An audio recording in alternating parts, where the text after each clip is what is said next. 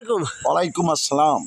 আচ্ছা কাকা, আমি জানতে পারলাম হিটু শেখের মা, উনি নাকি হিটু শেখের ছেলে সজীব শেখ জেলখানা থেকে বের হয়ে আসার পরপরই উনি ওই সজীব শেখকে বিয়ে দিয়ে উনি হিটু শেখের মার স্বপ্ন পূরণ করবেন, একটা ঘর তৈরি করবেন যৌতুক নিয়ে।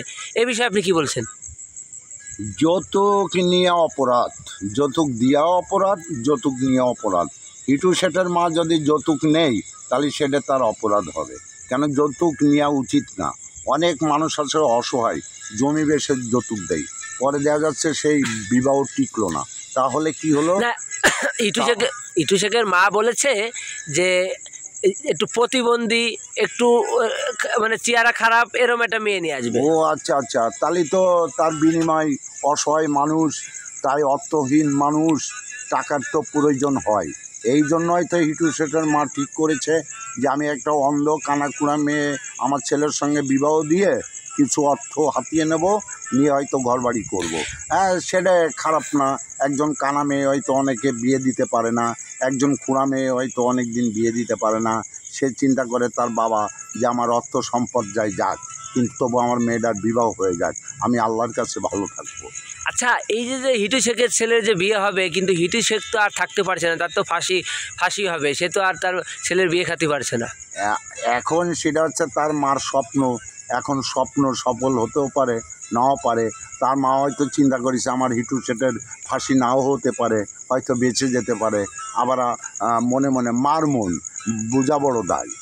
আচ্ছা, এই যে হিটু শেখের মা এখন তার ভাঙা বাড়ির পাশে একটা বাড়ি রয়েছে প্রতিবেশী, তার কাছে আসলে থাকছে, ওখানে অনেক লোকে দেখছে, তাই রান্নে বান্নে খাচ্ছে।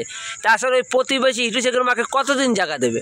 আর যাই হোক, প্রতিবেশী যারা আছে তারা অসহায় মানুষের পাশে এসে দাঁড়িয়েছে, যারা তাদেরকে আমি ধন্যবাদ জানাই।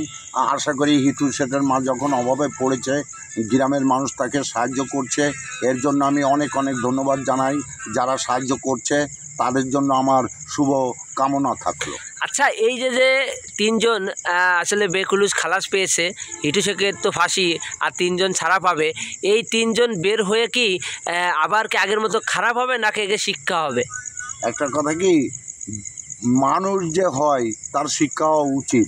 আর যে মানুষ রূপে শয়তান ধারণ করে সে শয়তানি হয়ে যায়। এখন যদি তারা প্রকৃত মানুষ হতে চায়, আশা করি জেল থেকে বেরিয়ে এসে তারা ভালো হয়ে যাবে। আচ্ছা, শেষমেশ এখন এই যে হিটু শেখের মা, এই যে আসলে যে তার যে স্বপ্নটা ছিল একটা ঘর, কিন্তু তার স্বপ্ন পূরণ হচ্ছে না, উল্টে স্বপ্ন পূরণ করতে চাচ্ছে ওনার নাতিকে বিয়ে দিয়ে। তো এখন কি সেই স্বপ্নটা পূরণ হবে? স্বপ্ন অবশ্যই পূরণ হবে। তিনি 5 ওয়াক্ত নামাজ পড়ুক, আল্লাহর কাছে কান্নাকাটি করুক। হ্যাঁ, অন্তত আল্লাহর অসীম ধন্যবাদ যে আল্লাহই তার একটা ব্যবস্থা করে দেবে। আচ্ছা, আপনাকে ধন্যবাদ। আপনাকেও ধন্যবাদ।